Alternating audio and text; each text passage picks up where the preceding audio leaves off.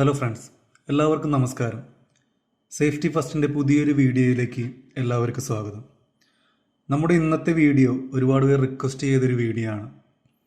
ഇന്നത്തെ വീഡിയോയിൽ നമ്മൾ നെബോഷ് IGCയിലെ രണ്ടാമത്തെ പേപ്പർ IG2 അഥവാ റിസ്ക് അസസ്മെൻറ്റ്, അതിനെക്കുറിച്ചാണ് ഇന്ന് നമ്മൾ ഡിസ്കസ് ചെയ്യുന്നത്.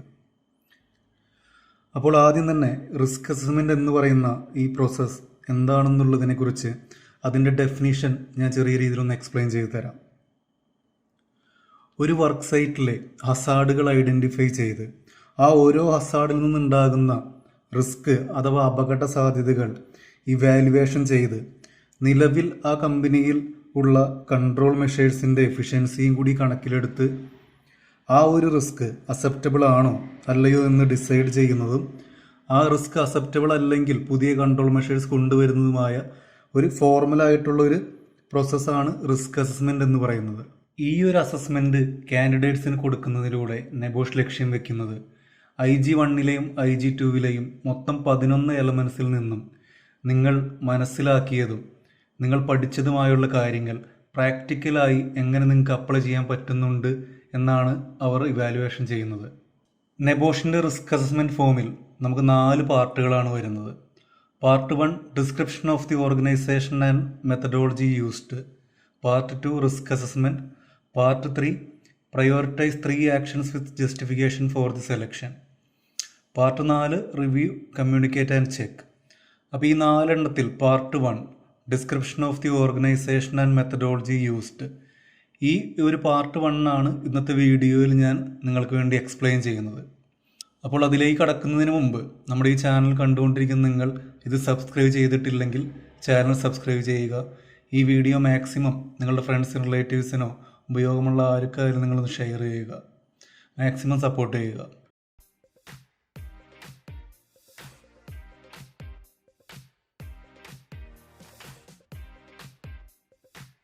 ഓക്കെ ഫ്രണ്ട്സ്, ഇപ്പോൾ നിങ്ങൾ സ്ക്രീനിൽ കാണുന്നതാണ് നെബോഷിൻ്റെ റിസ്ക് അസസ്മെൻറ്റിൻ്റെ electronic submission form. Electronic submission അല്ലാതെ റിട്ടൺ സബ്മിഷൻ ഫോമും കൂടി അവൈലബിൾ ആയിട്ടുണ്ട്. പക്ഷേ ഞാൻ ഏറ്റവും കൂടുതൽ റെക്കമെൻഡ് ചെയ്യുന്നത് ഇലക്ട്രോണിക് സബ്മിഷൻ തന്നെയാണ്. കാരണം ഹാൻഡ് റൈറ്റിങ്ങിൻ്റെ ഇഷ്യൂസ്, വേർഡ് കൗണ്ട്, ഇതൊക്കെ വളരെ വൃത്തിയിൽ കിട്ടണമെങ്കിൽ നമുക്ക് ഇലക്ട്രോണിക് സബ്മിഷൻ തന്നെയാണ് ഏറ്റവും നല്ലത്. ഒരു IG2 അഥവാ റിസ്ക് അസസ്മെൻറ്റ് നമ്മൾ പാസ്സാവണമെങ്കിൽ 18 ക്രൈറ്റീരിയ നമ്മൾ മസ്റ്റായിട്ട് മീറ്റ് ചെയ്യണം. അതിലാദ്യം പാർട്ട് 1ൽ നമ്മൾ 6 ക്രൈറ്റീരിയ ആണ് മസ്റ്റായിട്ടും മീറ്റ് ചെയ്യേണ്ടത്. 6 ക്രൈറ്റീരിയ പാർട്ട് 1ലാണ് കിടക്കുന്നത്. അപ്പോൾ അതിൽ ആദ്യത്തെ ക്രൈറ്റീരിയ, അതായത് ആദ്യത്തെ ബോക്സിൽ നെയിം ഓഫ് ദി ഓർഗനൈസേഷൻ. നിങ്ങൾ ചൂസ് ചെയ്യുന്ന കമ്പനിയുടെ നെയിമാണ് ആ ബോക്സിൽ എഴുതേണ്ടത്.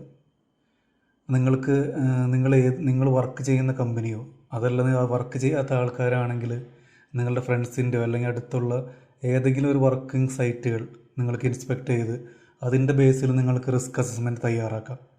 അപ്പോൾ നമ്മുടെ ആദ്യത്തെ കോളത്തിൽ നെയിം ഓഫ് ദി ഓർഗനൈസേഷൻ, അത് ജസ്റ്റ് ആ കമ്പനിയുടെ പേര് മാത്രം എഴുതിയാൽ മതി. അതിൻ്റെ കൂടെ വേറെ അഡ്രസ്സോ കാര്യങ്ങളോ ഒന്നും എഴുതണ്ട. ആ കോളത്തിൽ just name of the organisation.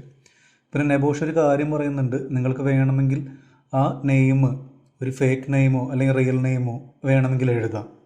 കാരണം കമ്പനികളുടെ കോൺഫിഡൻഷ്യാലിറ്റി നഷ്ടപ്പെടാതിരിക്കാൻ നിങ്ങൾക്കൊരു ഫാൾസ് നെയിം വേണമെങ്കിൽ എഴുതാം. പക്ഷെ ബാക്കി എല്ലാ കാര്യങ്ങളും ഫാക്ച്വൽ ആയിരിക്കണം. ഇപ്പോൾ ഞാനിവിടെ പ്രിപ്പയർ ചെയ്തിരിക്കുന്ന ഈ ഒരു റിസ്ക് അസസ്മെൻറ്റിൽ name of organisation SRS supermarket എന്നാണ്. ഞാനൊരു സൂപ്പർ മാർക്കറ്റാണ് എൻ്റെ റിസ്ക് അസസ്മെൻറ്റിന് വേണ്ടി തിരഞ്ഞെടുത്തിരിക്കുന്നത്. നിങ്ങൾക്ക് നിങ്ങളുടെ വർക്ക് സൈറ്റ് എന്തോ ആയിക്കോട്ടെ, ഇപ്പോൾ കൺസ്ട്രക്ഷനോ അല്ലെങ്കിൽ ഓയിൽ ആൻഡ് ഗ്യാസ് ഫീൽഡോ ഏതൊരു സൈറ്റായാലും നിങ്ങൾ ആ കമ്പനിയുടെ ഓർഗനൈസേഷൻ്റെ നെയിമാണ് നെയിം ഓഫ് ഓർഗനൈസേഷനിൽ എഴുതേണ്ടത്. അത് ജസ്റ്റ് ആ പേര് മാത്രം എഴുതാം. ഇനി എന്തെങ്കിലും ഷോർട്ട് ഫോം ഉണ്ടെങ്കിൽ അത് ബ്രാക്കറ്റിൽ എഴുതാം. വേറെ എക്സ്ട്രാ പിൻ കോഡോ അല്ലെങ്കിൽ വേറെ ഒന്നും എഴുതേണ്ട ആവശ്യമില്ല. അതാണ് നമ്മുടെ ആദ്യത്തെ ക്രൈറ്റീരിയ, നെയിം ഓഫ് ഓർഗനൈസേഷൻ. നമ്മുടെ രണ്ടാമത്തെ ക്രൈറ്റീരിയ സൈറ്റ് ലൊക്കേഷൻ. അത് തന്നെയാണ് രണ്ടാമത്തെ ബോക്സ് ആയിട്ട് വരുന്നത്. അതിൽ ഏത് സ്ഥലത്താണ് ഈ ഒരു ഓർഗനൈസേഷൻ സ്ഥിതി ചെയ്യുന്നത്, അതിൻ്റെ സൈറ്റ് ലൊക്കേഷനാണ് നമ്മളവിടെ എഴുതേണ്ടത്. അതും ഈ പറഞ്ഞ മാതിരി വേറെ നീട്ടി വലിച്ച് പിൻ കോഡോ അല്ലെങ്കിൽ വേറെ അഡ്രസ്സോ കാര്യങ്ങളോ ഒന്നും എഴുതണ്ട. ഉദാഹരണത്തിന് ഇപ്പോൾ ഞാൻ കൊടുത്തിരിക്കുന്നത് ഷാർജ UAE. അപ്പോൾ നിങ്ങൾക്ക് വേണമെങ്കിൽ കൊച്ചി ഇന്ത്യ അല്ലെങ്കിൽ ചെന്നൈ ഇന്ത്യ അത്രയും മാത്രം കൊടുത്താൽ മതി. ഒരുപാട് വലിച്ചു നീട്ടി ഒന്നും എഴുതേണ്ട ആവശ്യമില്ല. പിന്നെ മൂന്നാമത്തെ ക്രൈറ്റീരിയ നമ്പർ ഓഫ് വർക്കേഴ്സ്. എത്ര വർക്കേഴ്സാണ് ആ ഒരു ഓർഗനൈസേഷനിൽ വർക്ക് ചെയ്യുന്നത്. ഇപ്പോൾ നമ്മുടെ കമ്പനികളുടെ വലിപ്പം അനുസരിച്ച് വർക്കേഴ്സിൻ്റെ എണ്ണത്തിലും വ്യത്യാസം വരും. ഇപ്പോൾ ഓയിൽ ആൻഡ് ഗ്യാസ് ഫീൽഡ് കാര്യങ്ങളൊക്കെ ആണെങ്കിൽ 10,000-20,000 വർക്കേഴ്സുള്ള കമ്പനികളുണ്ട്. ഇപ്പം ഇതൊരു സൂപ്പർ മാർക്കറ്റ് ആയതുകൊണ്ട് 75 വർക്കേഴ്സാണ് ഇതിലാകെ ഉള്ളത്. അപ്പോൾ ആ നമ്പർ ഓഫ് വർക്കേഴ്സാണ് മൂന്നാമത്തെ ക്രൈറ്റീരിയ ആയിട്ട് വരുന്നത്. അത് തന്നെയാണ് പാർട്ട് 1 മൂന്നാമത്തെ ബോക്സും. അപ്പോൾ ഇത്രയും കാര്യങ്ങൾ വളരെ സിമ്പിളാണ്. ഈ 3 കാര്യങ്ങൾ വളരെ സിമ്പിളാണ്. ഇത് നിങ്ങൾക്ക് ഷുവറായിട്ടും മീറ്റ് ചെയ്യാവുന്ന കാര്യമേ ഉള്ളൂ. അപ്പോൾ അത് ശ്രദ്ധിച്ച് ചെയ്യുക. നമ്മുടെ അടുത്ത column general description of the organisation. അപ്പോൾ ഈ ഒരു ബോക്സിലാണ് നമ്മുടെ 4ാമത്തെ ക്രൈറ്റീരിയ വരുന്നത്. അപ്പോൾ ഈ 4ാമത്തെ ക്രൈറ്റീരിയയിൽ മെയിനായിട്ടൊരു 3 കാര്യങ്ങളാണ് നമ്മളിതിൽ ഇൻക്ലൂഡ് ചെയ്യേണ്ടത്. ഈ 3 കാര്യങ്ങളിൽ ഏതെങ്കിലും ഒരു കാര്യം വിട്ടുപോയാൽ തന്നെ നിങ്ങൾ ഫെയിലാവാൻ ചാൻസ് ഉണ്ട്. അപ്പോൾ ഈ 3 കാര്യങ്ങളും നമ്മൾ മസ്റ്റായിട്ട് ഈ ഒരു ബോക്സിൽ നമ്മൾ ഇൻക്ലൂഡ് ചെയ്യണം. അതിൽ ആദ്യത്തേത് ആ കമ്പനിയിലെ പ്രൊഡക്റ്റ് എന്താണ്, അല്ലെങ്കിൽ അവർ കൊടുക്കുന്ന സർവീസ് എന്താണ്, ആ ഒരു കാര്യമാണ് ആദ്യത്തേതായിട്ട് വരുന്നത്.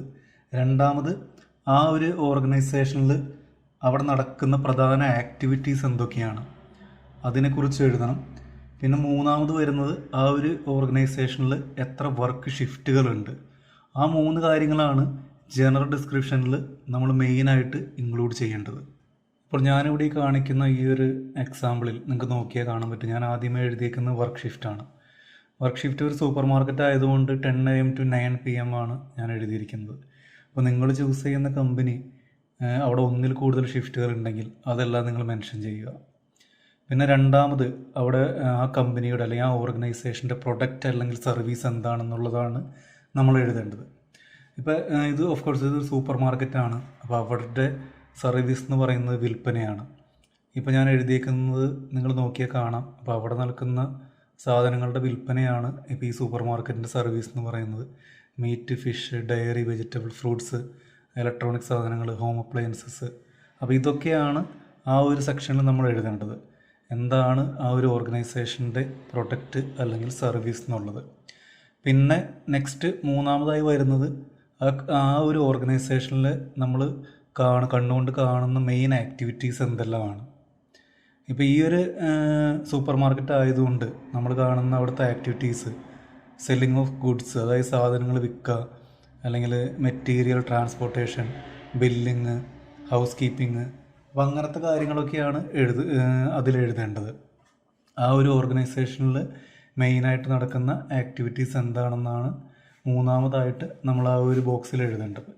ഇപ്പോൾ നിങ്ങളിപ്പോൾ നിങ്ങളുടെ കമ്പനി ഒരു കൺസ്ട്രക്ഷനോ അല്ലെങ്കിൽ ഓയിൽ ആൻഡ് ഗ്യാസ് ഫീൽഡോ ആണെങ്കിൽ ആ ഒരു ഓർഗനൈസേഷനിൽ വരുന്ന മെയിൻ ആക്ടിവിറ്റീസ്, ഇപ്പോൾ കൺസ്ട്രക്ഷൻ ആണെങ്കിൽ വെൽഡിങ്, അല്ലെങ്കിൽ ഗ്രൈൻഡിങ്, കട്ടിങ്, പിന്നെ വർക്ക് അറ്റ് ഹൈറ്റ്, പിന്നെ എക്സ്കവേഷൻ.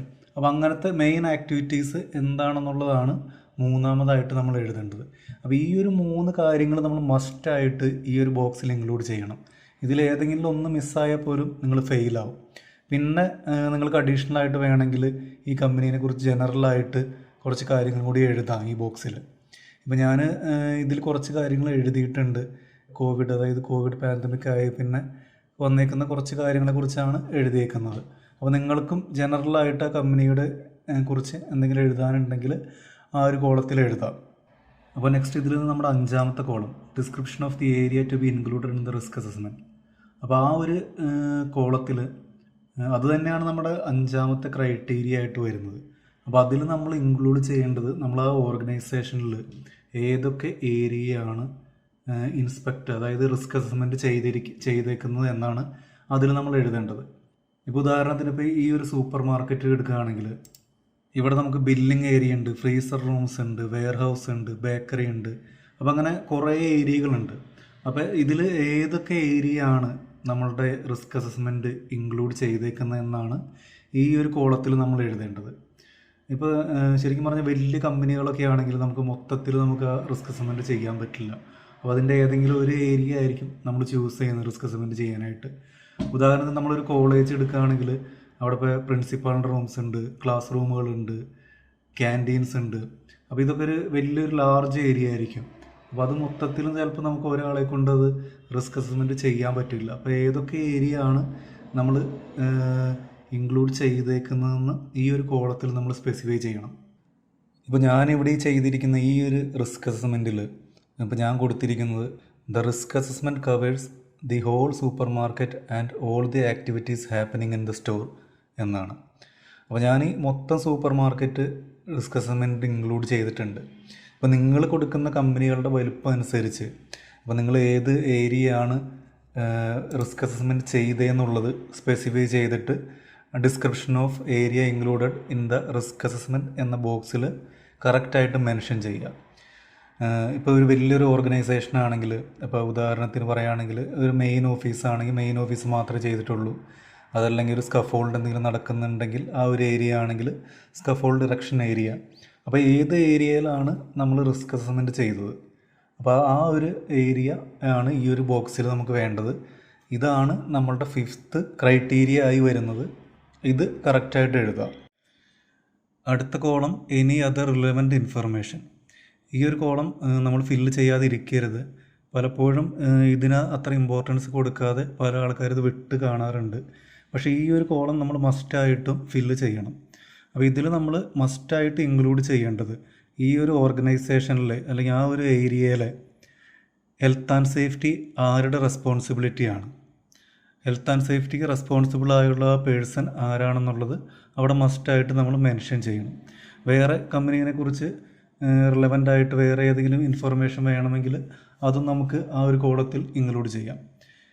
ഇപ്പോൾ ഞാൻ ഈ എക്സാമ്പിളിൽ നോക്കുകയാണെങ്കിൽ സ്റ്റോർ മാനേജറിനെയാണ് ഹെൽത്ത് ആൻഡ് സേഫ്റ്റി ഇൻചാർജായിട്ട് കൊടുത്തിരിക്കുന്നത്. അതോടൊപ്പം തന്നെ ഈ കോവിഡ് പാൻഡമിക് വന്നതിൽ പിന്നെ സ്റ്റാഫുകളുടെ എണ്ണം കുറച്ചതും പിന്നെ അവിടെ അഡീഷണലായിട്ട് കൊണ്ടുവന്ന കുറച്ച് കൺട്രോൾ മെഷേഴ്സ് കാര്യങ്ങൾ, അപ്പോൾ അതിനെക്കുറിച്ചാണ് ഞാനിതിൽ എനി അതർ റിലവൻറ്റ് ഇൻഫർമേഷനിൽ മെൻഷൻ ചെയ്തേക്കുന്നത്. നിങ്ങളും ഈ തരത്തിൽ നിങ്ങൾ ചൂസ് ചെയ്യുന്ന കമ്പനിയിൽ അല്ലെങ്കിൽ ആ ഓർഗനൈസേഷനിൽ നിങ്ങൾ ഇൻസ്പെക്ട് ചെയ്ത, അതായത് റിസ്ക് അസസ്മെൻറ്റ് ചെയ്യുന്ന ആ ഒരു ഏരിയയുടെ ഹെൽത്ത് ആൻഡ് സേഫ്റ്റി ഇൻചാർജ് ആരാണെന്ന് ഈ ഒരു കോളത്തിൽ മെൻഷൻ ചെയ്യണം. ജസ്റ്റ് അത് മാത്രമായാലും മതി. പിന്നെ അഡീഷണലായിട്ട് എന്തെങ്കിലും ഉണ്ടെങ്കിൽ മാത്രം നിങ്ങൾക്ക് ആ ഒരു കോളത്തിൽ എഴുതാം കമ്പനിയെക്കുറിച്ച്. അടുത്തത് പാർട്ട് 1 തന്നെ ഇനിയൊരു സെക്ഷനും കൂടിയുണ്ട്. അപ്പോൾ ആ ഒരു സെക്ഷനിൽ നമ്മൾ എഴുതേണ്ടത് മെത്തഡോളജിയാണ്. അതായത് ശരിക്കും നിങ്ങൾ ഈ റിസ്ക് അസസ്മെൻറ്റ് എങ്ങനെയാണ് കംപ്ലീറ്റ് ചെയ്തത്, ആരുടെയൊക്കെ അടുത്ത് നിങ്ങൾ സംസാരിച്ചിട്ടുണ്ട്, എന്തൊക്കെ നിങ്ങൾ പരിശോധിച്ചിട്ടുണ്ട്, പുതിയ കൺട്രോൾ മെഷേഴ്സൊക്കെ എന്തിൻ്റെ അടിസ്ഥാനത്തിലാണ് നിങ്ങൾ റെക്കമെൻഡ് ചെയ്തത്, ഓൾറെഡി ഉണ്ടായിരുന്ന കൺട്രോൾ മെഷേഴ്സ് നിങ്ങൾ എങ്ങനെ കണ്ടുപിടിച്ചു, നിങ്ങൾ എന്തൊക്കെ റെക്കോർഡ്സ് പരിശോധിച്ചു, ഹസാർഡിൻ്റെ ഇൻഫർമേഷൻ എവിടെ നിന്നൊക്കെ ലഭിച്ചു എന്നതൊക്കെ നിങ്ങൾ ചെയ്തത് മാതിരി തന്നെ എഴുതണം. മെത്തഡോളജി എന്ന് വെച്ചാൽ നമ്മൾ എങ്ങനെയാണ് ഈ റിസ്ക് അസസ്മെൻറ്റ് പ്രിപ്പയർ ചെയ്തത്, അപ്പോൾ അത് അതേപോലെ ചെയ്തതുപോലെ തന്നെ എഴുതണം നമ്മൾ. ഫോർ എക്സാമ്പിൾ ഐ റെഫേർഡ്, ഞാൻ സംസാരിച്ചു, ഞാൻ അവിടെ വിസിറ്റ് ചെയ്തു, ഞാൻ നോക്കി, ഞാൻ അത് കണ്ടു, ഞാൻ ഇത് ചെയ്തു, ഞാൻ അവിടെ പോയി, ഞാൻ ഇവിടെ പോയി, അങ്ങനെയൊക്കെ എഴുതാൻ പറ്റും നമുക്ക് ഈ ഒരു ബോക്സിനകത്ത്. ഇപ്പോൾ ഈ ഫോം നോക്കുകയാണെങ്കിൽ പാർട്ട് 1 ഈ ഒരു സെക്ഷനിൽ നമ്മൾ മസ്റ്റായിട്ട് ഇൻക്ലൂഡ് ചെയ്യേണ്ട കാര്യങ്ങൾ ഇതിൻ്റെ സൈഡിൽ തന്നെ കൊടുത്തിട്ടുണ്ട്. അതിലൊന്നാമത്തത് sources of information consulted, 2 who you spoke to and how you identified the hazards, what is already being done and any other control actions that may be required.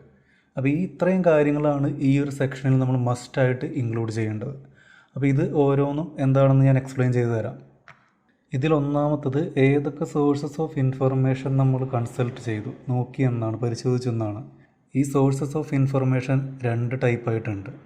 അപ്പോൾ അതിലൊന്ന് നമുക്ക് ഓർഗനൈസേഷൻ്റെ ഉള്ളിൽ തന്നെ നമുക്ക് അവൈലബിൾ ആയിട്ടുള്ള, അവിടെ നടന്നിട്ടുള്ള പ്രീവിയസ് ആയിട്ടുള്ള ആക്സിഡൻസിൻ്റെ റെക്കോർഡ്സ്, അല്ലെങ്കിൽ അവിടെ നടന്ന നിയർ മിസ്സിൻ്റെ റെക്കോർഡ്സ്, ട്രെയിനിങ് കൊടുത്തിട്ടുണ്ടെങ്കിൽ അതിൻ്റെ എല്ലാ റെക്കോർഡ്സ്, അല്ലെങ്കിൽ അവിടെ സംഭവിച്ചിട്ടുള്ള അസുഖങ്ങളുടെ റെക്കോർഡുകളാവാം.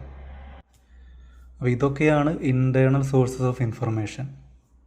അതുപോലെ തന്നെ എക്സ്റ്റേണൽ സോഴ്സസ് ഓഫ് ഇൻഫർമേഷൻ കൂടി നമുക്കിതിൽ ആഡ് ചെയ്യാം. ഇപ്പോൾ അത് കമ്പനിയുടെ പുറമേ നിന്ന് നമുക്ക് അവൈലബിൾ ആയിട്ടുള്ള ഇൻഫർമേഷൻസ് ആണ്.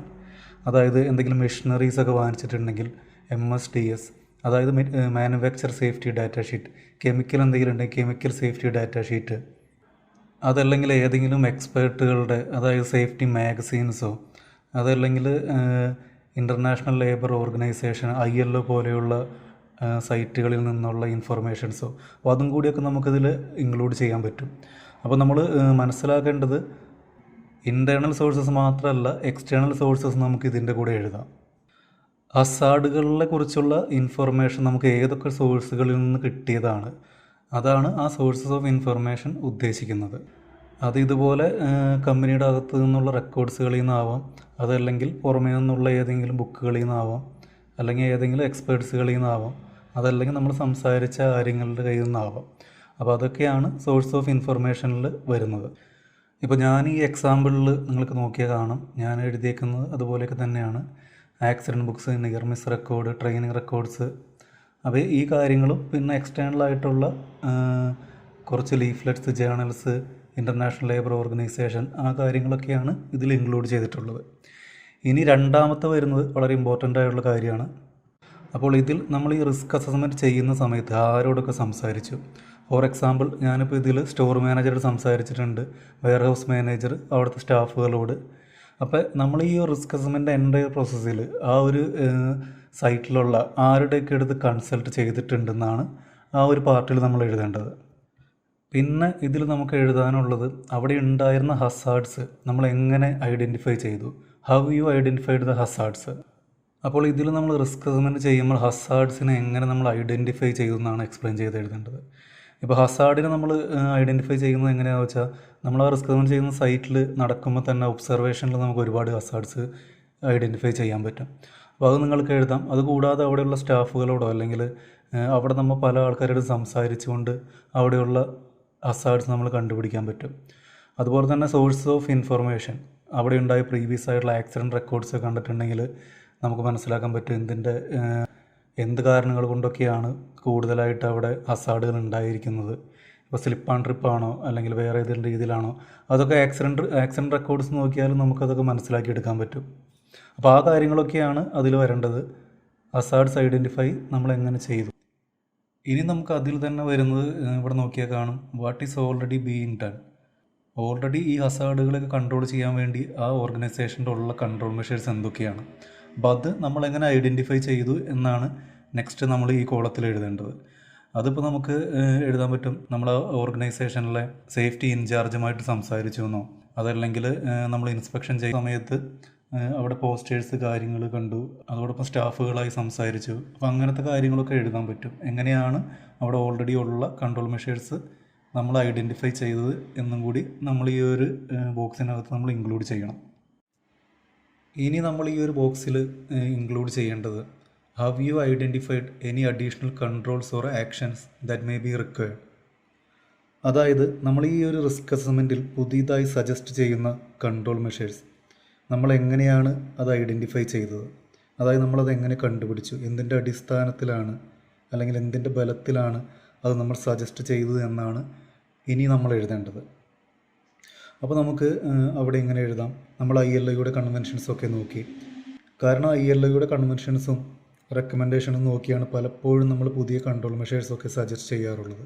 ചിലപ്പോൾ നമ്മൾ അവിടെയുള്ള ഹസാർഡിന് അനുസരിച്ചായിരിക്കും കൺട്രോൾ മെഷേഴ്സ് റെക്കമെൻഡ് ചെയ്യുന്നത്. പിന്നെ ചിലപ്പോൾ നമ്മൾ ആ ഒരു ഓർഗനൈസേഷനിലുള്ള ഫിനാൻസ് മാനേജറുടെ അടുത്ത്, കാരണം ഫിനാൻസ് മാനേജർ മുഖേനയാണ് ആ ഒരു കമ്പനിയിൽ എത്രത്തോളം പൈസ അല്ലെങ്കിൽ അവരുടെ കയ്യിൽ സേഫ്റ്റിയിലേക്ക് ഇറക്കാൻ എത്രത്തോളം ബഡ്ജറ്റ് ഉണ്ട് എന്ന് നമുക്ക് മനസ്സിലാകുന്നത്. കാരണം നമ്മൾ റെക്കമെൻഡേഷൻസ് അല്ലെങ്കിൽ കൺട്രോൾ മെഷേഴ്സ് കൊടുക്കുമ്പോൾ ഒരുപാട് വലിയ ബഡ്ജറ്റ് ആണെങ്കിൽ അത് ആ കമ്പനിക്ക് താങ്ങാൻ പറ്റുന്നില്ലെങ്കിൽ നമുക്കതങ്ങനെ കൊടുക്കാൻ പറ്റില്ല. അപ്പോൾ അത് കറക്റ്റായിട്ട് ആ ബഡ്ജറ്റ് കാര്യങ്ങളെക്കുറിച്ച് അറിയണമെങ്കിൽ നമ്മൾ ഫിനാൻസ് മാനേജറായിട്ട് കൺസൾട്ട് ചെയ്തിരിക്കണം. എന്നാൽ മാത്രമേ കറക്റ്റായിട്ട് ആ ഒരു കൺട്രോൾ മെഷേഴ്സ് നമുക്ക് ഇംപ്ലിമെൻറ്റ് ചെയ്യാൻ പറ്റത്തുള്ളൂ. അപ്പോൾ ഈ ഒരു ബോക്സിൽ നമ്മൾ ഏറ്റവും ലാസ്റ്റായിട്ട് ഈ ഒരു കാര്യമാണ് എഴുതേണ്ടത്. നമ്മൾ സജസ്റ്റ് ചെയ്യുന്ന കൺട്രോൾ മെഷേഴ്സ് നമ്മൾ എന്തിൻ്റെ അടിസ്ഥാനത്തിലാണ് ചെയ്തിരിക്കുന്നത് എന്നാണ് ലാസ്റ്റായിട്ട് നമ്മൾ ഐഡൻറ്റിഫൈ ചെയ്ത് എഴുതേണ്ടത്. നമ്മൾ ചിലപ്പോൾ ആരുടെ അടുത്തെങ്കിലും നമ്മൾ ഹെൽപ്പ് ചോദിച്ചിട്ടുണ്ടാവാം, അല്ലെങ്കിൽ ILOയുടെ റെക്കമെൻഡേഷൻസ് നോക്കിയിട്ടുണ്ടാവാം. അപ്പോൾ അങ്ങനെ വേണം ഇത് നമ്മൾ എഴുതാനായിട്ട്. അപ്പോൾ ഈ ഒരു എക്സാമ്പിൾ നോക്കുകയാണെങ്കിൽ ഇപ്പോൾ ഈ ഹസാർഡ് ഐഡൻറ്റിഫൈ ചെയ്തത് ഞാൻ എങ്ങനെയാണ് എഴുതിയിരിക്കുന്നത് കണ്ടാൽ നിങ്ങൾക്ക് മനസ്സിലാക്കാൻ പറ്റും. Walking around the supermarket and associated facilities, അതുപോലെ തന്നെ talking to staff and listening to their concerns about health and safety. അപ്പോൾ അങ്ങനെയുള്ള കാര്യങ്ങളൊക്കെയാണ് ഇതിൽ ഞാൻ മെൻഷൻ ചെയ്തേക്കുന്നത്. പിന്നെ എക്സിസ്റ്റിംഗ് കൺട്രോൾ മെഷേഴ്സ്, അതായത് ഓൾറെഡി അവിടെ ഉണ്ടായിട്ടുള്ള കൺട്രോൾ മെഷേഴ്സ് ഐഡൻറ്റിഫൈ ചെയ്ത് പ്രീവിയസ് റിസ്ക് അസസ്മെൻറ്റിൽ നിന്നും ഇൻസ്പെക്ഷൻ ചെയ്ത് സൂപ്പർ മാർക്കറ്റ് ഇൻസ്പെക്ഷൻ ചെയ്തതിലൂടെയും സ്റ്റാഫിനോട് സംസാരിച്ചതിലൂടെയും അങ്ങനെയൊക്കെയാണ് ഞാനതിൽ എഴുതിയേക്കുന്നത്. പിന്നെ ഞാൻ കുറച്ച് അവിടെ സൈറ്റിൽ അവിടുത്തെ റൂൾസിൻ്റെ ഒരു പോസ്റ്റേഴ്സ് കാര്യങ്ങളുണ്ടായിരുന്നു. അപ്പോൾ അത് കണ്ടിട്ടുണ്ടെന്നും എഴുതിയിട്ടുണ്ട്. അതോടൊപ്പം തന്നെ അഡീഷണൽ ആയിട്ട് കൺട്രോൾ മെഷേഴ്സ് ILOയുടെ വെബ്സൈറ്റും കൺവെൻഷൻസും റെക്കമെൻഡേഷനും റെഫർ ചെയ്തു എന്ന് എഴുതിയിട്ടുണ്ട്. അതോടൊപ്പം തന്നെ സ്റ്റോർ മാനേജർ അയാൾ തന്നെയാണ് ഇതിൽ ഫിനാൻസ് മാനേജറായിട്ട് വരുന്നത്, പുള്ളിയായിട്ട് കൺസൾട്ട് ചെയ്തു. അപ്പോൾ അങ്ങനത്തെ കാര്യങ്ങളൊക്കെയാണ് ഞാനതിൽ എഴുതിയേക്കുന്നത്. അപ്പോൾ നിങ്ങളും നിങ്ങളുടെ ഒരു ഓർഗനൈസേഷനിൽ ഈ കാര്യങ്ങളെല്ലാം നിങ്ങൾ ശ്രദ്ധിച്ച് എഴുതുക. അപ്പോൾ നമ്മളെല്ലാവരും ചൂസ് ചെയ്യുന്നത് വേറെ വേറെ കമ്പനികളായിരിക്കും. അപ്പോൾ ആ ഒരു കമ്പനി എങ്ങനെയാണോ അതിന് സൂട്ട് ചെയ്തിട്ടുള്ള മാച്ചാവുന്ന കാര്യങ്ങൾ നിങ്ങളിപ്പോൾ ഈ ഞാൻ പറഞ്ഞ എക്സാമ്പിൾ വെച്ച് എഴുതാൻ ശ്രമിക്കുക. പിന്നെ ഒരിക്കലും ഇപ്പോൾ ഞാൻ ഈ കാണിക്കുന്ന ഈ ഒരു എക്സാമ്പിൾ നിങ്ങൾ ഒരിക്കലും കോപ്പി ചെയ്ത് എഴുതാൻ ശ്രമിക്കരുത്. കാരണം ഇതെല്ലാം നെബോഷൻ ഡേയിൽ ഓൾറെഡി ഉണ്ട്. അവരുടെ മാൽ പ്രാക്ടീസ് ഫൈൻഡ് ചെയ്യുന്ന സിസ്റ്റം എന്ന് പറഞ്ഞാൽ അതൊരു വലിയൊരു ടീം തന്നെ അവർക്കുണ്ട്. ഇപ്പോൾ നിങ്ങളുടെ അയക്കുന്ന എല്ലാ പ്രൊജക്റ്റും അവർ പ്രത്യേകം സോഫ്റ്റ്വെയർസൊക്കെ ഉണ്ടെന്നാണ് പറയുന്നത്. അതിലിട്ട് ചെക്കിങ് കാര്യങ്ങളൊക്കെ ചെയ്യുന്നുണ്ട്, എത്രത്തോളം മാച്ച് ആവുമെന്നൊക്കെ നോക്കുന്നുണ്ട്. അപ്പോൾ ആ കാര്യങ്ങളൊക്കെ ശ്രദ്ധിക്കുക. ഒരിക്കലും ഇതിൽ നിന്നൊരു വേർഡ് പോലും നിങ്ങൾ എടുക്കരുത്. ഈ ഒരു ഐഡിയ ഡെവലപ്പ് ചെയ്ത് നിങ്ങൾ എഴുതുക. അപ്പോൾ നിങ്ങൾ പഴയ പ്രൊജക്റ്റ് എവിടെ നിന്ന് കിട്ടുകയാണെങ്കിൽ അതിൽ ചെറിയ രീതിയിൽ ഓൾട്രേഷൻ കാര്യങ്ങൾ ചെയ്ത് അങ്ങനെയൊന്നും ഒരിക്കലും വെക്കരുത്. നമ്മൾ പ്രൊജക്റ്റുകൾ ഏതൊക്കെ കിട്ടിയാലും അതിലുള്ള കാര്യങ്ങൾ മനസ്സിലാക്കി അവരെങ്ങനെയാണത് പ്രിപ്പയർ ചെയ്തേക്കുന്ന ആ ഒരു ഐഡിയ എടുത്തിട്ട് പുതിയതായിട്ടെല്ലാം നമ്മുടേതായ വേർഡ്സിൽ എഴുതാം. ഓക്കെ, അപ്പോൾ ഇന്ന് നമ്മൾ ചെക്ക് ചെയ്തത് IG2 part 1 description of the organisation and methodology used. അതിലാദ്യത്തേത് നെയിം ഓഫ് ദി ഓർഗനൈസേഷൻ. അത് നമ്മൾ ഏത് കമ്പനിയാണോ ചൂസ് ചെയ്യുന്നത് ആ കമ്പനിയുടെ പേര് എഴുതാം. അതിൻ്റെ കൂടെ വേറെ അഡ്രസ്സോ കാര്യങ്ങളൊന്നും വേണ്ട, ജസ്റ്റ് ആ കമ്പനിയുടെ പേര് മാത്രം. പിന്നെ രണ്ടാമത് സൈറ്റ് ലൊക്കേഷൻ. അത് ഫോർ എക്സാമ്പിൾ ചെന്നൈ ഇന്ത്യ, അതായത് ഏത് പ്ലേസിലാണ് ഇരിക്കുന്നത് ആ ഇരിക്കുന്ന കൺട്രി അത്രയും മാത്രം എഴുതിയാൽ മതി. ചെന്നൈ ഇന്ത്യ അല്ലെങ്കിൽ കൊച്ചി ഇന്ത്യ അങ്ങനെ അത്രയും മാത്രം മതി അതിൽ. പിന്നെ മൂന്നാമത് how many workers are employed, എത്ര വർക്കേഴ്സ് അവിടെ വർക്ക് ചെയ്യുന്നുണ്ട് ആ കമ്പനിയിൽ, അതാണ് മൂന്നാമതായിട്ട് എഴുതേണ്ടത്. പിന്നെ നാലാമത്തെ ക്രൈറ്റീരിയയിൽ നമ്മൾ മെയിനായിട്ട് ആ ബോക്സിൽ ഇൻക്ലൂഡ് ചെയ്യേണ്ടത് പ്രൊഡക്റ്റ്, അതായത് ആ കമ്പനിയിൽ മാനുഫാക്ചർ ചെയ്യുന്ന പ്രൊഡക്റ്റ് അല്ലെങ്കിൽ ആ ഒരു ഓർഗനൈസേഷൻ ചെയ്യുന്ന സർവീസ്, അപ്പോൾ അതെന്താണെന്നാണ് എഴുതേണ്ടത്. ഇപ്പോൾ ഉദാഹരണത്തിന് ഒരു കൺസ്ട്രക്ഷൻ കമ്പനി ആണെങ്കിൽ അവരുടെ സർവീസ് എന്ന് പറയുന്നത് ബിൽഡിങ്ങുകൾ പണിത് കൊടുക്കലാണ്. പിന്നെ അതുപോലെ തന്നെ എന്തെങ്കിലും മാനുഫാക്ചർ ചെയ്യുന്ന കമ്പനികൾ ടയറുകൾ അല്ലെങ്കിൽ പാത്രങ്ങൾ, അപ്പോൾ അങ്ങനത്തെ കാര്യങ്ങൾ അവരുടെ പ്രൊഡക്റ്റ് അല്ലെങ്കിൽ അവർ കൊടുക്കുന്ന സർവീസ് എന്താണെന്നുള്ളത് ആ ഒരു കോളത്തിൽ നമ്മൾ എഴുതിയിട്ടുണ്ടാവണം. അതേ കോളത്തിൽ തന്നെ അവിടെ നടക്കുന്ന ആക്ടിവിറ്റീസ്, അതായത് ആ ഒരു കമ്പനിയിൽ നമ്മൾ റിസ്ക് അസസ്മെൻറ്റ് ചെയ്യുന്ന ഇൻസ്പെക്ഷൻ ചെയ്യുന്ന നോക്കുന്ന സമയത്ത് അവിടെ നമ്മൾ കാണുന്ന ആക്ടിവിറ്റീസ് എന്ന് പറഞ്ഞാൽ അവിടെ നടക്കുന്ന ജോബുകൾ, ഇപ്പോൾ വെൽഡിങ് അല്ലെങ്കിൽ പെയിൻറ്റിങ് അല്ലെങ്കിൽ manual handling, work at height, അതൊക്കെയാണ് ആക്ടിവിറ്റീസിൽ പെടാം. അത് നിങ്ങളുടെ കമ്പനിയിൽ നിങ്ങൾ കാണുന്ന ആ ആക്ടിവിറ്റീസ് എന്താണെന്ന് എഴുതണം. പിന്നെ മൂന്നാമതായിട്ട് നാലാമത്തെ കോളത്തിൽ വരുന്നത് വർക്ക് ഷിഫ്റ്റുകളാണ്. ആ ഒരു കമ്പനിയിൽ ഏതൊക്കെ ഷിഫ്റ്റിലാണ് വർക്കുകൾ നടക്കുന്നത്. മോർണിംഗ് ആണെങ്കിൽ അതിൻ്റെ ടൈം ജനറൽ ഷിഫ്റ്റ്, അങ്ങനെ ഒന്നിൽ കൂടുതൽ ഷിഫ്റ്റ് ഉണ്ടെങ്കിൽ ആ ഷിഫ്റ്റുകളൊക്കെ ഏതാണെന്നുള്ളത് എഴുതാം. പിന്നെ അഞ്ചാമത്തെ ക്രൈറ്റീരിയ അല്ലെങ്കിൽ അതിൽ അഞ്ചാമത്തെ ബോക്സ് ആയിട്ട് നമുക്ക് വരുന്നത് description of the area to be included in the risk assessment. അപ്പോൾ ആ ഒരു ഇതിൽ നമ്മൾ ഏതൊക്കെ ഏരിയ ആണ് ഈ റിസ്ക് അസസ്മെൻറ്റ്, ആ ഒരു ഓർഗനൈസേഷനിലെ ഏതൊക്കെ ഏരിയ ആണ് നമ്മുടെ റിസ്ക് അസസ്മെൻറ്റ് കവർ ചെയ്തിട്ടുള്ളത്, അപ്പോൾ ആ ഒരു ഏരിയ ഏതൊക്കെയാണെന്നുള്ളത് നമ്മളതിൽ മെൻഷൻ ചെയ്യുക. പിന്നെ അതിൽ തന്നെ നമ്മളുടെ ക്രൈറ്റീരിയയിൽ പെടാത്ത ഒരു ബോക്സ് കൂടി ഉണ്ട്, എനി അതർ റിലവൻറ്റ് ഇൻഫർമേഷൻ. അത് നമ്മൾ എന്തായാലും മസ്റ്റായിട്ടും ഫില്ല് ചെയ്യണം. അതിൽ ആ ഒരു ഓർഗനൈസേഷനിലെ health and safety in charge responsibility ഉള്ളത് ആർക്കാണ്, അപ്പോൾ അതാണ് ആ ഒരു കോളത്തിൽ നമ്മൾ എഴുതേണ്ടത്. പിന്നെ ഫൈനലായിട്ട് ആറാമത്തെ ക്രൈറ്റീരിയ. അപ്പോൾ ഈ ആറാമത്തെ ക്രൈറ്റീരിയയിൽ നമുക്ക് ആദ്യം തന്നെ വരുന്നത് സോഴ്സസ് ഓഫ് ഇൻഫർമേഷൻ കൺസൾട്ടഡ്. അപ്പോൾ ഇതിൽ നമുക്ക് ഇൻറ്റേർണലായിട്ടും എക്സ്റ്റേണലായിട്ടുള്ള സോഴ്സുകൾ നമുക്ക് എഴുതാം. അതായത് നമുക്ക് ഹസാർഡുകളെ കുറിച്ചുള്ള ഇൻഫർമേഷൻ ഏതൊക്കെ സോഴ്സുകളിൽ നിന്നാണ് ലഭിച്ചതെന്നാണ് അതിൽ നമുക്ക് എഴുതേണ്ടത്. അപ്പോൾ അതിൽ ഈ പറഞ്ഞ പോലെ ഇൻറ്റേർണലായിട്ട് അത് കമ്പനിയുടെ അകത്ത് ആക്സിഡൻറ്റ് നടന്നിട്ടുള്ള റെക്കോർഡുകൾ, നിയർ മിസ് റെക്കോർഡുകൾ, training records, previous risk assessment, വർക്കേഴ്സിൻ്റെ handbook, first aid book, അപ്പോൾ അങ്ങനെയുള്ള കാര്യങ്ങളിൽ നിന്നൊക്കെ കമ്പനിക്ക് അകത്തുനിന്ന് തന്നെ നമുക്ക് അതിനുള്ള ഇൻഫർമേഷൻ കിട്ടും. പിന്നെ എക്സ്റ്റേണലായിട്ട് മാനുഫാക്ചർ സേഫ്റ്റി ഡാറ്റ ഷീറ്റ്, അതായത് എന്തെങ്കിലും എക്യുപ്മെൻറ്റ്സോ അല്ലെങ്കിൽ മെഷീനറീസൊക്കെ കൊണ്ടുവരുമ്പോൾ അതിൻ്റെ കൂടെ അതിൻ്റെ ഒരു യൂസേഴ്സ് മാനുവൽ അല്ലെങ്കിൽ അതിൻ്റെ സേഫ്റ്റിയുടെ ഇൻസ്ട്രക്ഷൻ എന്നിട്ടുള്ളൊരു ഷീറ്റ് ഉണ്ടാവും.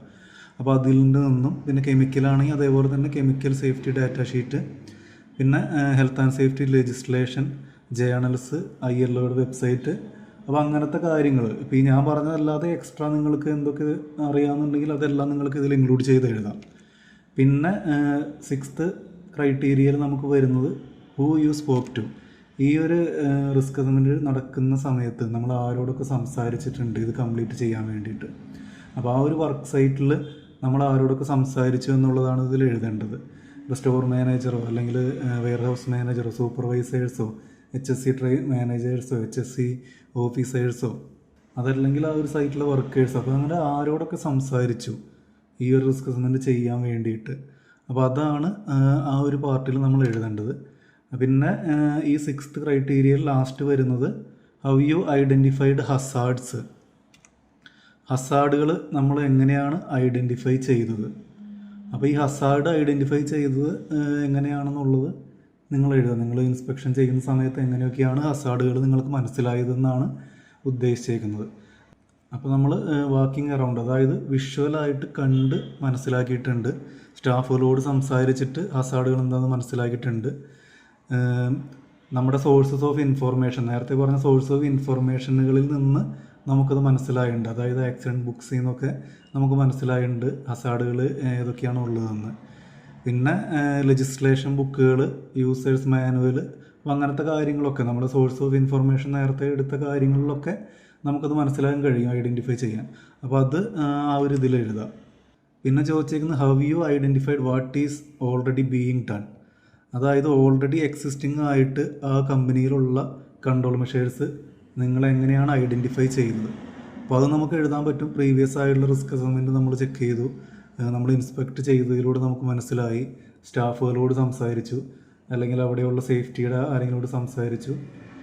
പിന്നെ അതുപോലെ തന്നെ കമ്പനിയുടെ സൈറ്റിൽ റൂൾസിൻ്റെ പോസ്റ്റേഴ്സ് കാര്യങ്ങളൊക്കെ വെച്ചിട്ടുണ്ടാവും. അപ്പോൾ അതിൽ നിന്നൊക്കെ മനസ്സിലാക്കിയെന്ന് നമുക്ക് എഴുതാം. പിന്നെ ലാസ്റ്റായിട്ട് വരുന്നത് how you identified any additional control or action that may be required. അതായത് പുതിയതായിട്ട് അഡീഷണലായിട്ട് കൊണ്ടുവരേണ്ട കൺട്രോൾസ് നമ്മളെങ്ങനെ ഐഡൻറ്റിഫൈ ചെയ്തു എന്നാണ് ചോദിക്കുന്നത്. അപ്പോൾ നമുക്ക് എഴുതാൻ പറ്റും, നമ്മൾ ILOയുടെ വെബ്സൈറ്റ് റെക്കമെൻഡേഷൻസ് കാര്യങ്ങളെല്ലാം ചെക്ക് ചെയ്തു, അതല്ലെങ്കിൽ സേഫ്റ്റിയുടെ ഏതെങ്കിലും ഒരു എക്സ്പേർട്ടായിട്ട് നമ്മൾ കൺസൾട്ട് ചെയ്തു. അങ്ങനെയുള്ള കാര്യങ്ങൾ നമുക്ക് എഴുതാൻ പറ്റും. എങ്ങനെയാണ് അഡീഷണലായിട്ട് നമുക്ക് കൺട്രോൾ മെഷേഴ്സ് കാര്യങ്ങൾ ഐഡൻറ്റിഫൈ ചെയ്യാൻ പറ്റിയത് എന്നുള്ളതാണ് ലാസ്റ്റ് വരുന്നത്. അപ്പോൾ ഇത്രയും കാര്യങ്ങൾ നോക്കിയിട്ടുണ്ടെങ്കിൽ നിങ്ങളുടെ പാർട്ട് 1 കംപ്ലീറ്റ് ആയി, പക്കയായിട്ട് നിങ്ങൾക്ക് ചെയ്യാൻ പറ്റും. ഇതിപ്പോൾ ഈ ഞാൻ പറയുന്ന അതേ ഫോർമാറ്റിൽ തന്നെ നിങ്ങൾ ചെയ്യണമെന്നില്ല. ഇപ്പോൾ ഞാൻ കുറേ പോയിൻ്റ് ഔട്ട് ചെയ്തിട്ടാണ് നിങ്ങളുടെ അടുത്ത് പറഞ്ഞു തന്നത്. നിങ്ങളുടേതായ വേർഡ്സിൽ നിങ്ങൾക്ക് ഈ പറഞ്ഞ കാര്യങ്ങളൊക്കെ ഇൻക്ലൂഡ് ചെയ്ത് നല്ല രീതിയിൽ ഇത് കംപ്ലീറ്റ് ചെയ്യാൻ പറ്റും. പിന്നെ ഞാൻ നേരത്തെ നിങ്ങളോട് പറയാൻ വിട്ടൊരു കാര്യമുണ്ട് ഇതിനു മുമ്പ്. അപ്പോൾ ഈ പാർട്ട് 1 നിങ്ങൾക്ക് ഇവിടെ നോക്കിയാൽ കാണാൻ പറ്റും, ഇവിടെ ഒരു ഇൻസ്ട്രക്ഷൻ കൊടുത്തിട്ടുണ്ട്. You should aim to complete this section in 150 to 200 words. അതായത് ആദ്യത്തെ ഈ പാർട്ട് 1 ആദ്യത്തെ ഈ ഒരു സെക്ഷൻ നമ്മൾ 150 to 200 വേർഡ്സിൻ്റെ ഉള്ളിൽ കൊള്ളിക്കാൻ ശ്രമിക്കുക. അപ്പോൾ അതാണ് ഒരു ഇൻസ്ട്രക്ഷൻ കൊടുത്തേക്കുന്നത്. അത് നിങ്ങൾ ശ്രദ്ധിക്കുക. 150 to 200 വേർഡ്സിൽ മാക്സിമം കൊള്ളിക്കാൻ ശ്രമിക്കുക. കുറച്ച് കൂടിയെന്ന് വിചാരിച്ച് പ്രശ്നം ഉണ്ടാവാൻ ചാൻസ് ഇല്ല, കാരണം ഒരുപാട് പേര് അങ്ങനെ ചെയ്ത് എനിക്കറിയാം, ഇതുവരെ പ്രശ്നം വന്നിട്ടില്ല. എന്നാലും നിങ്ങൾ മാക്സിമം ഒരു 200 വേർഡ്സിൻ്റെ ഉള്ളിൽ അത് കൊള്ളിക്കാൻ ശ്രമിക്കുക.